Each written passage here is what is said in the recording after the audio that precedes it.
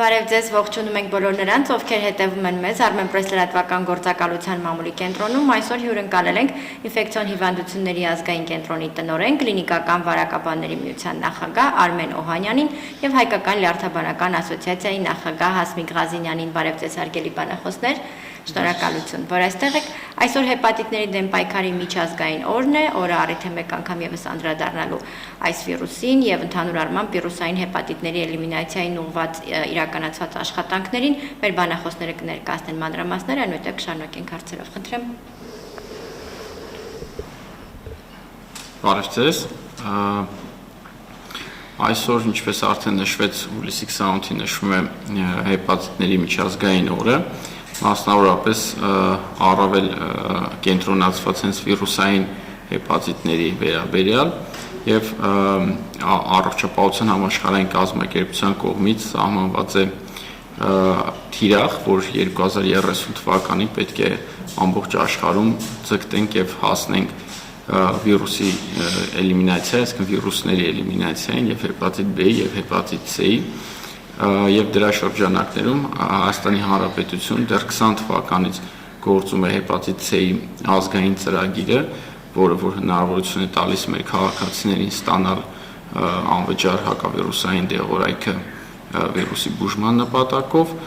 ինչպես նաեւ պլանավորվում է արդեն հաջորդ տարվանից ներդնել նաեւ հեպատիտ B-ի ազգային ծրագիրը։ Ասում եք խոսքը փոխանցեմ ձեզ։ Բարև ձեզ, մեկ անգամ եւս նշենք, որ այսօր հեպատիտների, մասնավորապես վիրուսային հեպատիտների պայքարի, բայց ոչ միայն պայքարի, այլև իրազեկության օր ամբողջ աշխարհում։ Հուլիսի 28 այսօր ամբողջ աշխարհը նշում է այսօրը, կարևորում է այսօրը։ Համարենք, որ այսօրը համարվում է հեպատիտների դեմ պայքարի համերաշխության օր ամբողջ աշխարհում։ Օրը պատահական չէ, դա համարվում է մեծագույն գիտնական Բլումբերգի ծննդյան օրը, որը աշխարհում առաջի անգամ հայտնաբերեց հեպատիտ B վիրուսի մի մասնիկը Ավստրալիայի աբորիգենների մոտ եւ այդպես էլ կոչվեց ավստրալիական անտիգեն։ Օրը նշված է հենց այս մեծ մարդու ծննդյան օրը։ Օրը կարելի է համարել ամբողջ աշխարհում համերաշխության եւ սոլիդարության օր։ Ինչու՞։ Վիրուսային հեպատիտները առ այսօր համարվում են առողջապահության համաշխարհային կազմակերպության գլոբալ մարտահրավերներից մեկը։ Եղել են, մնում են, դեռևս ինչ որ ժամանակ կմնան այդ մարտահրավերներից մեկը։ Ինչու՞։ Վիճակագրական տվյալներ ներկայացնենք։ Առ այսօր 296 միլիոն քրոնիկ վիրուսակիրներ ունենք ամբողջ աշխարհում, խոսքը վերաբերվում է հեպատիտ B-ին։ Սա նշանակում է, եթե այն համարենք դինամիկ process եւ 20-ից 30%-ի մոտ զարգանա այնպիսի բարդություններ, ինչպիսին են լյարդի ցիրոզը եւ լյարդի առաջնային ուռուցք, այլ կերպ ասած հեպատոցելյուլար կարցինոման, ապա կարող ենք պատկերացնել, որ իսկապես ինքը համարվում է մարտահրավերներից ամենամեծ մարտահրավերը։ Էլ չենք ասում, որ շատ պացիենտներ, որոնք ապրում են այս վիրուսի հետ, դեռևս իրազեկված չեն, որ իրենք ունեն եւ ապրում են այս վիրուսի հետ։ Ընդամենը մինչև 10% ախտորոշում ունենք ամբողջ աշխարհում, կարող է մի փոքր տատանում լինել, եւ մնացածները դեռևս իրազեկված չեն այս չարիքի գոյության եւ համակեցության մասին իրենց հետ։ Սա նշանակում է, որ այն կարող է զարգանալ եւ հասունանալ բարդությունները, որոնք նշեցինք մի քիչ առաջ։ Հայաստանում ինչպիսի պատկեր ունենք։ Հայաստանում հեպատիտ B-ի նախնական տվյալների համաձայն ունենք 2% վարակվածություն։ Հայաստանում էլ նույնպես համարվում է իրազեկության աստիճանը այն, ինչ որ աշխարհի բոլոր երկրներում։ Այսինքն մեծամասամբ ինֆեկցվածները իրազեկված չեն իրենց համակեցության մասին այս վիրուսի հետ։ Այդ իսկ պատճառով Հայաստանում բնական է Փնտրտուքներ կա, ինչու ենք ասում պետք է հասնենք էլիմինացիա, այն էլ 20-30 թվականին, 2030 թվականին 4 տարի է մնացել ընդամենը, որպեսզի առողջապահության համաշխարհային կազմակերպության կողմից ուրեմն առաջարկված տարին կոչենք տարի առանց հեպատիտների։ Այդ իսկ պատճառով մեր Հայաստանում կան ստրատեգիաներ դրանց վաղ հայտնաբերման, ախտորոշման եւ բուժման համար։ Ինչ է այդ նորությունները վաղ հայտնաբերման համար։ Ցանկացած վիրահատական միջամտությունից առաջ դրված է հրահանգ։ Բոլոր պացիենտները, ովքեր կգնան տարբեր վիրահատական միջամտությունների, պետք է հետազոտվեն հեպատիտ B-ի եւ հեպատիտ C-ի վրա։ Եվ դրանք ոչ միայն վիրահատական, մանկաբարձական բոլոր հղիներն են հետազոտվում, այսինքն մենք ունենք թիրախային խմբեր, որոնք հետազոտվում են ի սկզբանե այս վիրուսների մարկերների համար, ժամանակի հայտնաբերումը, ժամանակին ճիշտ ախտորոշումը, ժամանակին բուժումը, սա է հաջողության երաշխիքը ամբողջ աշխարհում, այդ թվում եւ մեր հանրապետությունում։ 2% որ նշեցիք հեպատիտ B-ն նկատի ունեք, հեպատիտ C-ի մասը։ Հեպատիտ C-ն 2.2% վիրուսակիրներ, հեպատիտ C-ն կարող ենք ախտորոշել հակամարմինների առկայությամբ, սա դեռ վիրուսային ինֆեկցիա չէ եւ կարող ենք ախտորոշել միայն եւ միայն վիրուսի հայտնաբերումով։ Նորից նախնական Այսինքն հիվանդությունը գլուխ է բարձրացրել, ճիշտ ոչ, է։ երբ հիվանդության պատճառը հայտնաբերվել է պացիենտի արյան մեջ։ Ես չգիտեմ ինչ է նշանակում գլուխ բարձրացնել, բայց վիրուսի հայտնաբերումը արյան մեջ սա կոչվում է վիրուսային հեպատիտ C։ Թե ինչ կլինիկայով ինքը հանդես կգա եւ ինչ կլինիկական ախտորոշում կստանա, դա կարևոր չէ։ Կարևորը հայտնաբերումն է, բուժումը, դրանով իսկ երկու լուրջ նպատակ է կատարվում։ Առաջինը, կանխարգելվում են հետագա վարակները նման պացիենտից եւ երկրորդը, կանխարգելվում են հետագա բարդությունները տվյալ պացիենտի մոտ։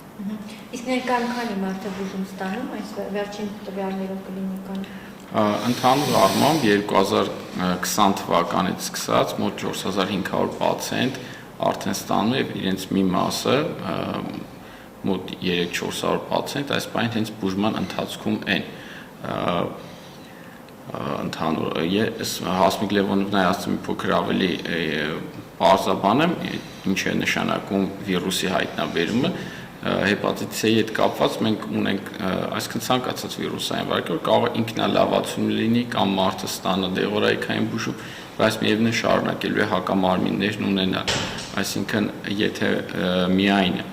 հակամարմինների միջոցով, իսկ դա մեր առաջնային սկրինինգային տեստը հենց այդպիսին է, այսինքն այդ նշված բոլոր դեպքերում, որ վիրահատական միջամտություններից առաջ կամ այլ օրինակ իմունիտետը ճնշված անձանց մոտ մինչև բուժում սկսելը, հա, ուռուցքաբանական խնդիրներով անձանց մոտ, երբ որ սկսվում է հակաուռուցքային բուժումը պարտադիր կերպով սկրինինգային հետազոտություն է արվում, հայտնաբերում ենք հակամարմինները։ Այդ թվերից հետո, երբ որ հակամարմինները հայտնաբերեցինք, պետք է նաև հավելյալ իրականացնենք հետազոտություն արդեն վիրուսի հայտնաբերման բայրան մեջ, եւ այստեղ կարող է որոշակի տարբերություն լինել։ Այսինքն խոսքի իմաստը կանում է նաև նրանում, որ միայն հակամարմինների թվերը դեռ ամբողջական պատկերը չեն տալու, թե ինչքան պացիենտ ունենք, ովքեր կարիք ունեն բուժում ստանալու։ 2020 թվականից մինչև հիմա ասացիք 4500-ի Այո, բուժվել կամ դեռ բուժվում է, հա, ճիշտ հասկացա։ Իսկ քանի տոկոսն է որ կարող ենք ասել կյանքի որակը լավացել է, ապաքինվել է եւ բնականon կյանքով է։ Տեսեք, կա ընդունված միջազգային չափանիշներ, երբ արդեն 15 թվականից հետո ակտիվորեն սկսվեց կիրառվել, այսպես ասած, ուղղակի ազդեցությամբ հակավիրուսային դեղորայքը, որը որ եւս կիրառվում է մեր երկրում, այս դեղորայքի արդյունավետությունը գնահատվում է 96% եւ ավել, հա, եւ այդ թվից հիմնականում կարող ենք եզրակացություն անել, որ մեր մոտ եղած 4500 պացիենտների 96%-ը ըստ էության ամբողջությամբ ազատվել են վիրուսից։ Իհարկե կարող են այդ 4%-ի մեջ լինել դեպքեր, որ կայուն լինեն հակավիրուսային բուժմանը կամ դեղորայքը իր էֆեկտը ցանկալի տված չլինի, բայց դա ընդհանրապես այդ 4%-ի մասին է խոսքը։ Սա ամբողջ աշխարհի ճշմարտություն է, որ 96% դեպքերում մենք ունենում ենք լիարժեք ապակինում, այստեղ ոչ թե խոսքը գնում է ամոքիչ բուժման մի փոքր լավացնելու վիճակը կամ հսկողության, այլ հստակ այլ ժողովրդի մեջ ընդված կուրսային բուժումը ստանում են, որից հետո նրանք լինում են արդեն վիրուսից ազատ մարդիկ։ Իսկ թիրախային խմբերը ովքեր են։ Թիրախային խմբեր մի քանի հիմնական թիրախային խմբեր ենք տարբերակում։ Ամենաառաջինը դրանք երևի թե մնում են ներերակային թմրանյութեր օգտագործող անձիկ, այսինքն պետք է թիրախային խմբերը հասկանալու համար պետք է գանք վիրուսի տարածման մեխանիզմը հասկանալով, հա, հիմնական քան որ արյունային է փոխանցման ուղին, արյունային սեռական ճանապարհով այս հիմնական ուղիներն են, հետևաբար այն բոլոր անձինք, ովքեր որ ենթարկվում են որևիցե միջամտության, օրինակ հեպատիտ B-ի համար պրակտիկորեն բոլորս թիրախային խումբ ենք, որովհետև բոլորս հաճախում ենք թե ատամնաբուժարան, թե գեղեցկության սրահներ, թե դահուկներ իրականացվում, ինչպես նաև սեռական ճանապարհով եւս փոխանցվում է, բայց այ հեպատիտ B-ի դեպքում էլ ունենք մի շատ կարևոր առանձնություն, որ կարող ենք կանխել հիվանդությունը ի սկզբանե ստանալով համապատասխան պատվաստումը, որը որ մեր երկրում ներդրված է 99 թվականից եւ մինչ օրս բոլոր երեխաներ, ովքեր որ ծնվում են, հա 99 թվական ազգային օրացույցում ներառված պատվաստման ուրեմն կարգի համաձայն ստանում են այդ պատվաստանյութը եւ իրենք էլ պրակտիկորեն բոլորը արդեն պաշտպանված են։ Սա էլ շատ կարևոր հանգամանք է այդ թիրախին հասնելու համար, որովհետեւ կարողանանք 30 թվականին վերացնենք։ Ես երկու բան կարող եմ ավելացնել ընդամենը թիրախային խմբերի, իսկապես եթե իմանանք փոխանցման մեխանիզմները, հենց դրանք էլ համարվում են թիրախային խմբերը, ես կրկնվեցի այս անգամ, համար սերամոլները, լաբորատոր ծառայության աշխատակիցները, մենք ինքներս բուժաշխատողներս համարվում ենք թիրախային խումբ, հեմոդիալիզով պացիենտները համարվում են թիրախային խումբ, բանտարկյալները համարվում են թիրախային խումբ, դրական հեպատիտ K կամ հեպատիտ C դրական մորի ծնվածները համարվում են թիրախային խումբ, այսինքն փոխանցման մեխանիզմները շատ լայն են եւ թիրախային խմբերը։ Իսկ սեռատարիքային ինչ-որ առանձնահատկություններ կան։ Մեր վիճակագրությամբ կոնկրետ հեպատիտ C-ի մասով մեծամասնությունը տարիքային տեսակետից 50-ից բարձր տարիք ունեցող անձիկ են։ Ճնշող մեծամասնությունը ավելի այդ 50-ից բարձր տարիքի շրջանում, բայց սա իհարկե մի առանձին տվյալ է, այսպես ասած, սա ծրագրի շրջանակներում ներառված պացիենտների մասն է, իսկ ինչպես արդեն նշվեց, մենք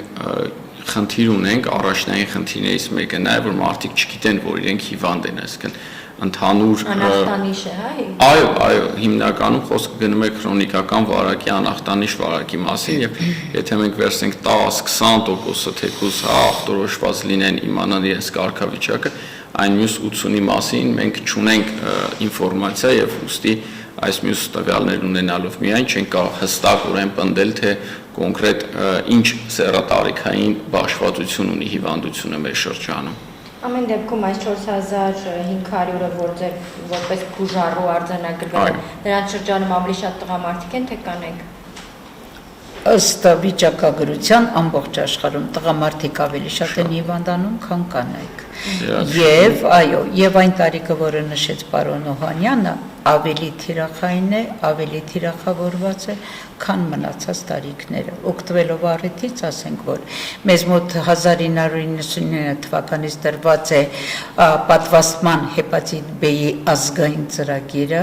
եւ առ այսօր մինչեւ 14 տարեկան երեխաների մոտ որևիցե սուր հեպատիտ B կարելի է ասել չի արձանագրվել։ Սա խոսում է էֆեկտիվության մասին, սա խոսում է ծրագրի արդիականության մասին եւ ծրագրի իսկապես նպատակամղված լինելու մասին։ Խնդրեմ ձեր հարցը։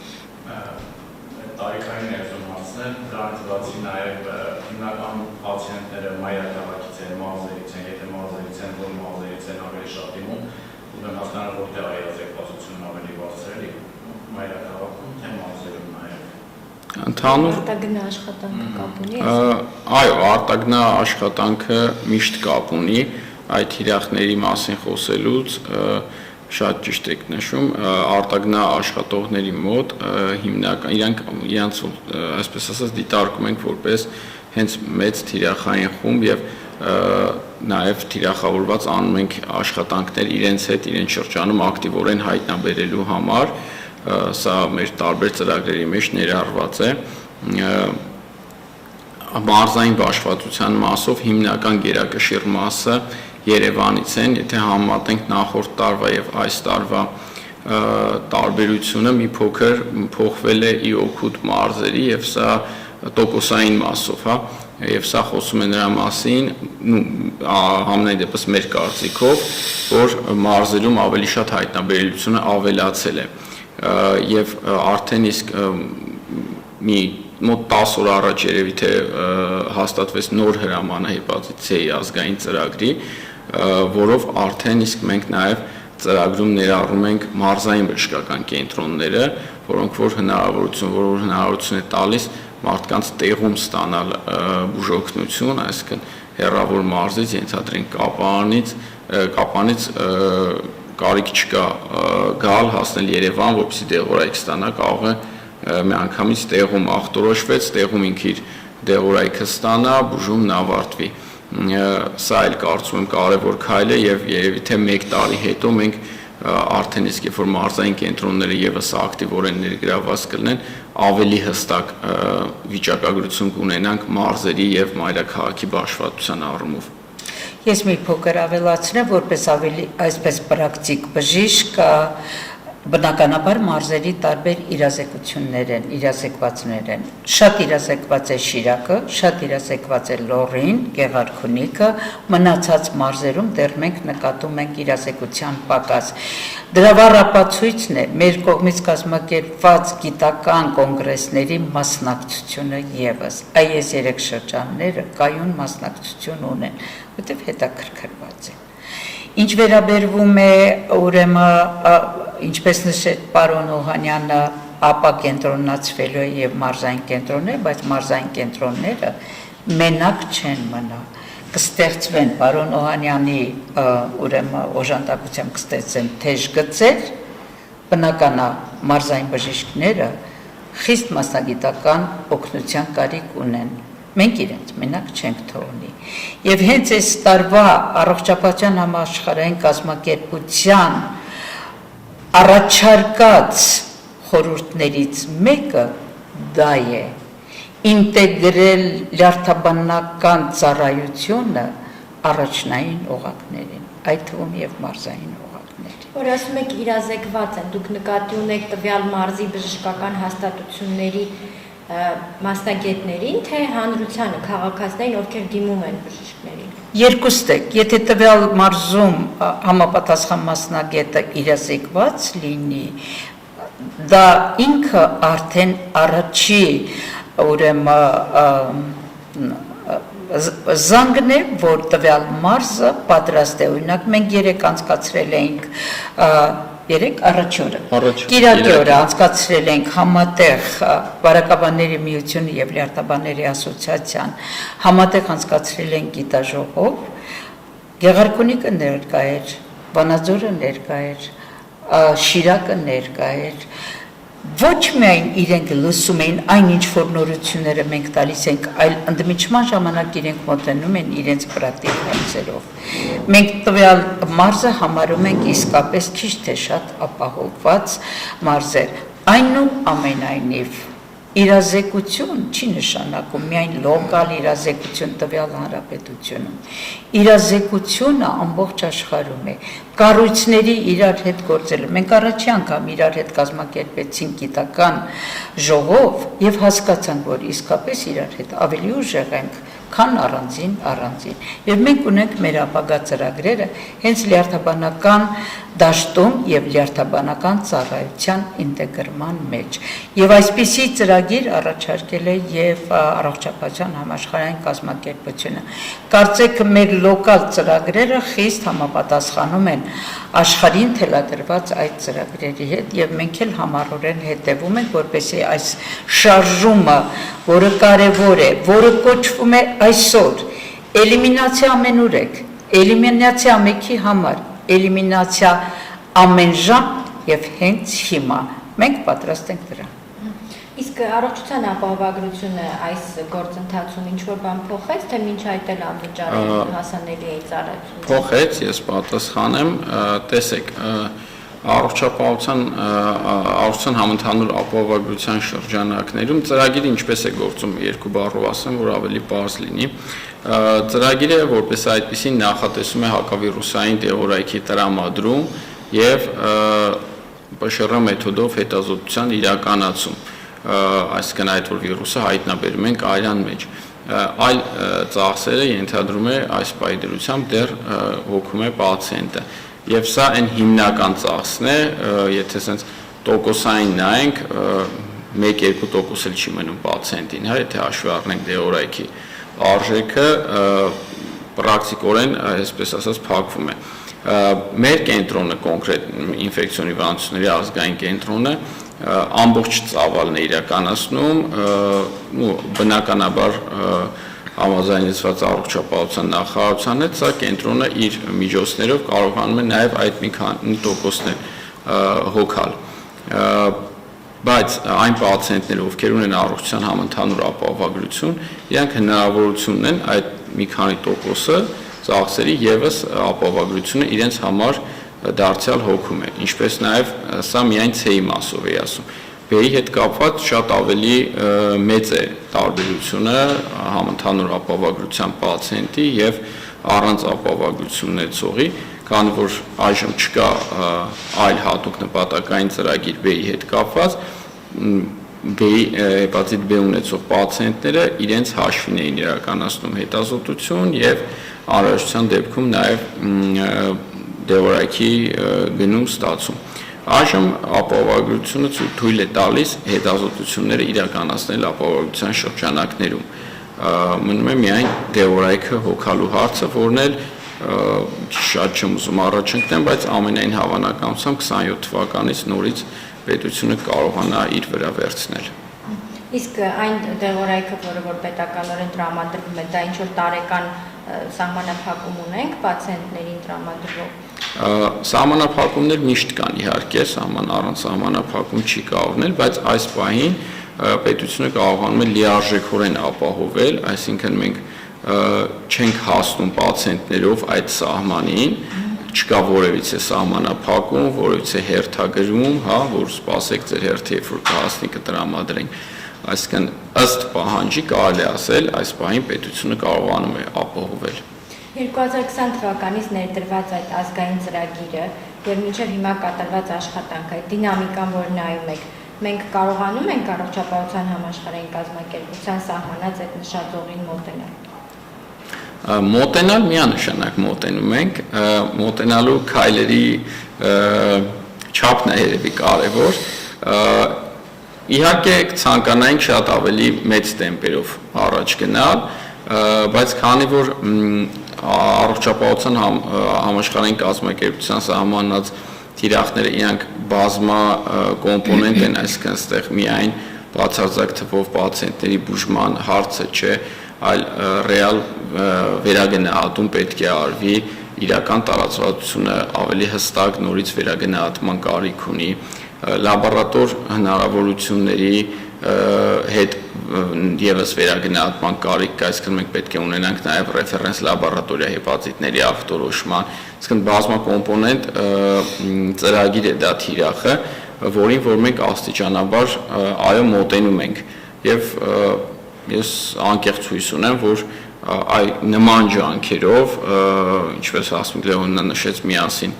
ավելի ուժեղ ենք, այսպես միավորելով նաեւ հասարակական կազմակերպությունները, ինչպիսիք են նաեւ հանդիսանում ասոցիացիաները, մենք ինչու՞ չէ, միգուցե եւ կարողանանք 30 թվականին հասնել այդ թիրախներին։ Աշխարհի վիճակագրական տվյալները ցույց է տալիս, որ այն հեղափոխությունը, որը կատարվեց հեպատիտ C-ի բուժման առումով ստեղծելով ուղիղ հաստատության պրեպարատներ, որոնք 96 մի քիչ ավելի շատ հասցնում են առողջացումը վիրուսի լրիվ էլիմինացիան, դա իսկապես գործում է։ Եթե 2015 թվականին ամբողջ աշխարհում 71 միլիոն վիրուսակիր էր հաշվարկվում, խոսքը վերաբերում է հեպատիտ C-ին, ապա այս վերջին տասնյակ տարիներում 15 միլիոնը արդեն բուժված են համարվում։ Այսինքն տարածվածությունը հեպատիտ C այսօր գլոբալ պոպուլացիայի մոտ կազմում է ընդամենը 0.7%։ Ինչ վերաբերում է հեպատիտ C-ին, մենք կհասնենք էլիմինացիային։ Հեպատիտ B-ի էլիմինացիային հասնելու համար բնականաբար անընդհատ միջազգային ուղեցույցներ են փոխվում, մոտեցումները մի փոքր արդեն փոխվում են ելնելով մարդու իմունոդեֆիցիտային վիրուսի եւ հեպատիտ C վիրուսի մոտեցման, բուժման, մոտեցման փոփոխություններից։ Բոլորովին նոր ուղեցույց է, ուրեմն առաջադրվել հանրությանը ամբողջ աշխարհին ի ուրախություն մեզ, ես ուզում եմ ասել, որ այդ ուղեցույցի համահեղինակ է համարվում նաեւ մեր երկիրը, որպեսզի հեպատիտ B-ի բուժման մոտեցումները ավելի դարձնենք հասարակ, ավելի պարզ։ Եվ ինչու ոչ։ Եթե մարդը ունի տուբերկուլոզ, բուժվում է։ Եթե մարդը ունի մարդու իմունոդեֆիցիտային վիրուս, բուժվում է։ Եթե մարդը ունի հեպատիտ C վիրուս, բուժվում է։ Ինչու եթե մարդը վիրեմիկ է, վիրուս ունի հեպատիտ B, ինչու սպասել զարգանա ավելի առաջադեմ հիվանդություն նորը սկսել։ Ոչ, վիրուսի հայտնաբերումով սկսվում է ուրեմն հեպատիտ B-ի հակավիրուսային բուժումը։ Սա նոր մոտեցում է, որը շատ շուտ ինտեգրենք եւ մեր հանրապետությունում, ինչու այսպես, որովհետեւ ուզում եմ մեկ անգամ եւս տեղեկացնել, բարդությունը համարվում է ցիրոզ, բարդությունը համարվում է լյարդի առաջնային ուռուցք։ Վերջի 10 օրերի ընթացքում մեր կենտրոնը, Երևան բժշկագիտական կենտրոնը ախտորոշել է հեպատիտ C կամ B ասոցացված հեպատոցելուլար կարցինոմա 10 դեպք։ Սա իսկապես վիճակագրություն է եւ մենք պետք է բուժենք հիվանդին մինչեւ այս ստադիան հասնել։ Էլ չենք ասում, որ գիտեք, որ գոյություն ունի աշխարհում լյարդի ճարպային հիվանդություն, մասնագիտորեն մետաբոլիկ դիսֆունկցիա ասոցացված ճարպային հիվանդություն եւ մեր վիրուսային հեպատիտների մոտ 40%-ը համընկնում են հենց այս պացիենտների մոտ, իսկ երկու ֆակտորը, մետաբոլիկ եւ վիրուսային ֆակտորը ավելի արագացնում է առաջընթացը լյարդի հիվանդության։ Հետևաբար մոտեցումները պետք է փոխենք եւ արդեն փոխվում է փոխման ճանապարհի վրա։ Շատ լավ։ Հիմա ձեր հորդորը մեր քաղաքացիների ռիսկի խմբերը կամ ինչ որ գործընթացների հետ առնչություն ունեցող մարդիկ անկախ ախտանշաններից գնան ստուգվեն, թե բոլորը, ովքեր որ մտահոգված են, գնան ստուգվեն եւ ստուգումը անվճար է։ Ասեմ, այո։ Իմ հորդորը հետևյալն է, նորից վերադառնալով շատ կարճ փոխանցման ուղիներին, դրանք արյունային, բայց արյունային ասլով չպետք է պատկերացնենք, որ sense տեսանելի խոշոր արյան շիթեր պետք է լինեն կամ արյան փոխ ներարկում լինի, անգամ դաջվածքի պարագայում, ասեղով, որը որ կարող անտեսանելի արյուն լինի, կամ մատնահարդարում, կամ ատամնաբուժարան, կամ այլ վիրաբուժական միջամտություն։ Կարծում եմ տարվա վերջում կամ տարվա ինչ-որ մի փուլում, երբ որ քաղաքացին իր համար փորձում է ամփոփել ինչ ունի իր առողջության հետ անելու, պետք է մի հետ հայացք գցի իր նախկին հետազոտության ամսաթվից անցել է, ենթադրենք 6 ամիս, 1 տարի եւ ինքը որոշակի նման ռիսկերի միջով անցել է, անգամ աննշան ռիսկերի միջով։ Այո, պետք է մոտենալ կենտրոն եւ հետազոտվել։ Հետազոտությունները իհարկե հասանելի են պրակտիկորեն Հայաստանի յուրաքանչյուր բժշկական կենտրոնում։ Մեր կենտրոնում, ինֆեկցիոն հիվանդությունների ազգային կենտրոնում, ընդ որում բոլոր մասնաճյուղերում, այսինքն դա լինի մեր Ավանի մասնաճյուղը